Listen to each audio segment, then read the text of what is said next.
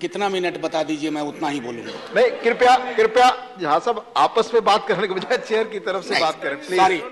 Sorry sir, माफी चाहता हूँ, माफी चाहता हूँ। मेरी मंशा कतई नहीं थी कि मैं चेयर के बिलग जाकर के अपने साथियों से बात करूं। लेकिन मैं सबसे पहले तो सर आपके माध्यम से सदन का धन्यवाद करना चाहता हूं।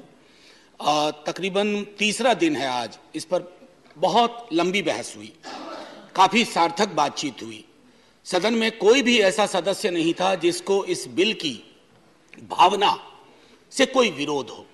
ऐसा संसदीय लोकतंत्र में कम अवसर ऐसे होते हैं जब विरोध की गुंजाइश बिल्कुल नहीं होती है, बल्कि सभी साथी किसी न किसी प्रकार से उन्होंने इस विषय पर इसके विस्तारीकरण की बात की, इसके अंदर कुछ ऐसे बिंदु मुझे बताए जो मुझे और समाहरित करने चाहिए थे जब मैंने बिल बनाया था।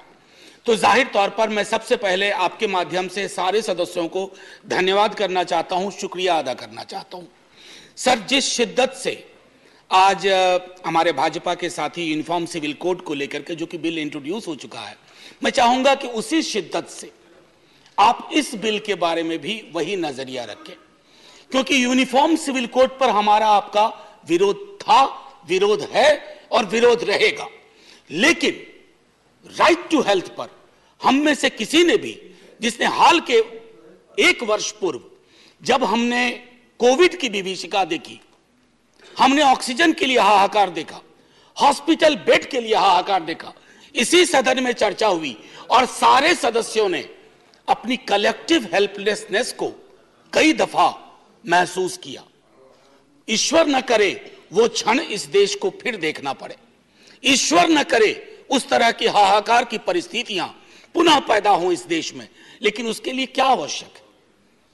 मैं धन्यवाद करना चाहता हूं माननीय मंत्री जी, वो मुझसे कह के गए उन्हें कहीं जाना था।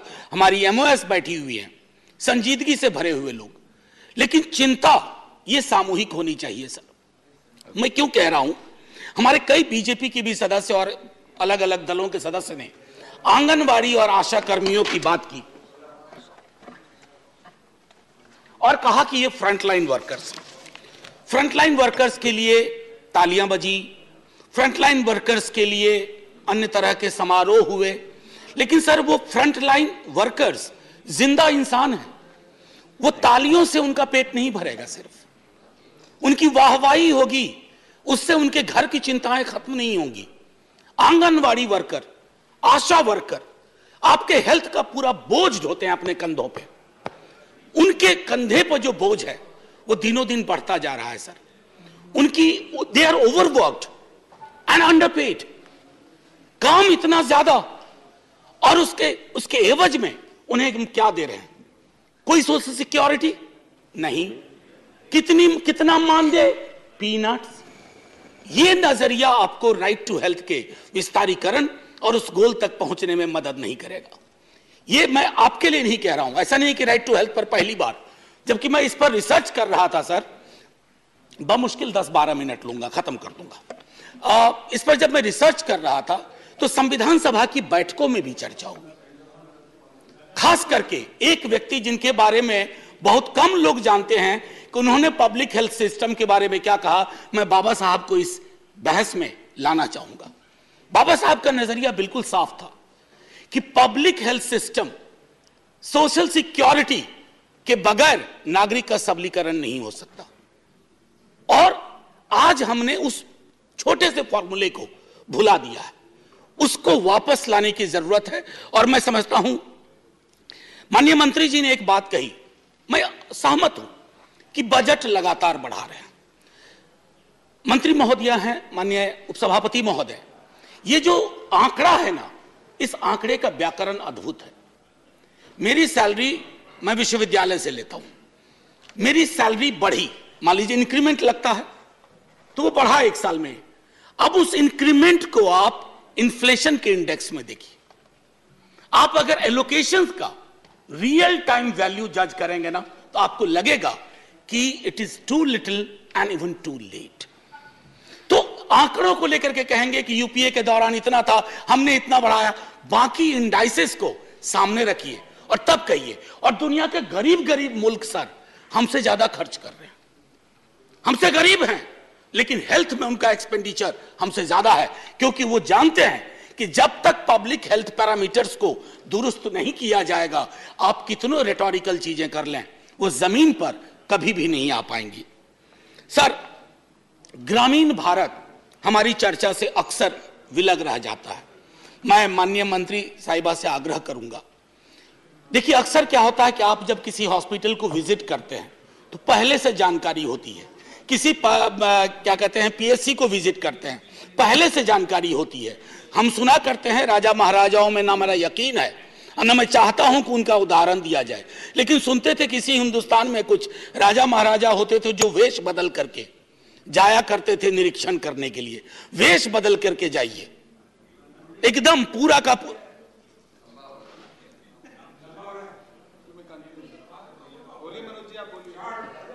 आप बोले, आप इधर चेयर की तरफ देखें प्लीज, आपस में एक माननीय उपसभापति महोदय, एक दो उदाहरण छोटा छोटा दूंगा। अटल जी, एक दिन अटल जी बोल रहे थे, कांग्रेस के कुछ सदस्यों ने टोका कि अटल जी इतना लंबा बोल रहे हैं। बोला बिना प्रिपेयर करके आया हूं, प्रिपेयर करता तो छोटा बोलता, बिना प्रिपरेशन के बोल रहा। नहीं, जाहिर है सम्मान है उनके लिए, और मैं इसलिए कह रहा हूं कि मैंने पहले कह दिया था ज्यादा वक्त नहीं लूंगा। मैं जानता हूं आज शुक्रवार है, आप सबको कोई ना कोई एंगेजमेंट तुरंत बाहर होगा और मजबूरी है, पार्टी व्हिप है कि बैठना है। एनीवे, माननीय सभापति महोदय, तो ग्रामीण भारत को लेकर के जो मेरी चिंताएं थी, मैंने कहा एक, मैं अगर राइट टू हेल्थ अगर हमने इंश्योर कर लिया, मुझे याद है जब आरटीई की बात हो रही थी तब भी बहुत लोगों की आपत्तियां थी कि इससे क्या होगा, इससे क्या बदलाव आएगा। जब आप किसी चीज को इस तरह से लेजिस्लेटिव फ्रेमवर्क देते हैं तो उससे क्या होता है ना कि अन्याय जो लोगों के साथ दर बदर होता है अलग अलग स्तर पर। और मैं एक छोटा उदाहरण दूंगा, ये ऑक्सफैम की इंडिया डिस्क्रिमिनेशन रिपोर्ट, मैं इसको पढ़ना नहीं चाहता सर, मैंने मार्क किया था इसमें कि कई राज्यों में स्थिति है कि इन पेशेंट केयर में किस तरह का डिस्क्रिमिनेशन होता है, खास करके अगर आप अनुसूचित जाति, जनजाति, अत्यंत पिछड़े वर्गों से आते हैं या आमतौर पे आप गरीब हैं। अगर मैं वर्गीय श्रृंखला की बात करूं, ये विस्तार में ये रिपोर्ट बताता है। मैं माननीय मंत्री जी को ये रिपोर्ट भेज दूंगा ताकि आपके माध्यम से इस पर नजर पड़े तो इस पर कुछ चर्चा हो कि आखिर डिस्क्रिमिनेशन के कितने लेयर्स हैं और कैसे हम इम्यून होते जा रहे हैं। एक और चीज सर कह करके, what I wanted to actually say sir, जब मैंने कहा कि legislatively guaranteed right will make access to health legally binding and ensure accountability. दवाई की बढ़ती कीमतों के बारे में मैंने पहले भी कहा था, दोबारा कह रहा हूं, मेंटल हेल्थ, मानसिक रोग को लेकर के बहस में भी कम चर्चा हुई थी। मेरा उद्देश्य था कि इस पर व्यापक चर्चा हो, क्योंकि कोविड पेंडेमिक के बाद मेंटल हेल्थ के केसेस में बाढ़ सी आई है और उस बाढ़ की वजह से सर एक बड़ी आबादी है जो अफोर्ड नहीं कर सकती है।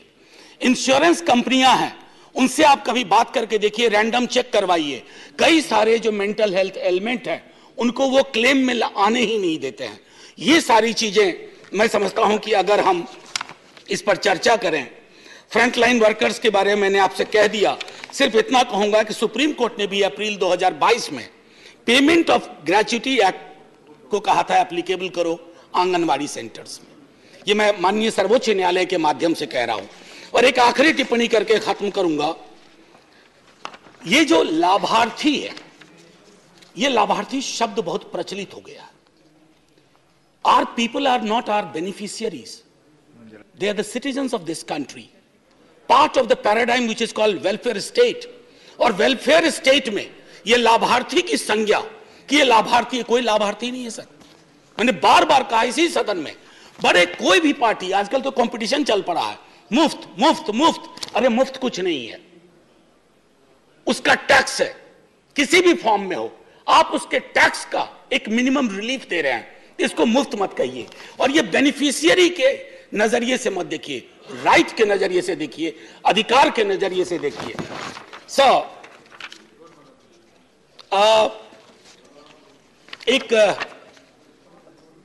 एक हास्य के लिए एक छोटी चीज सुना करके खत्म कर दूंगा। हास्य के लिए, विंस्टन चर्चिल रूजवेल्ट के यहां जाते थे, प्रेसिडेंट थे रूजवेल्ट, व्हील चेयर पे चलते थे, और चर्चिल अपने विट के लिए फेमस थे। हालांकि उनकी पॉलिटिक्स से हम लोग इत्तेफाक नहीं रखते हैं, कभी नहीं रखेंगे।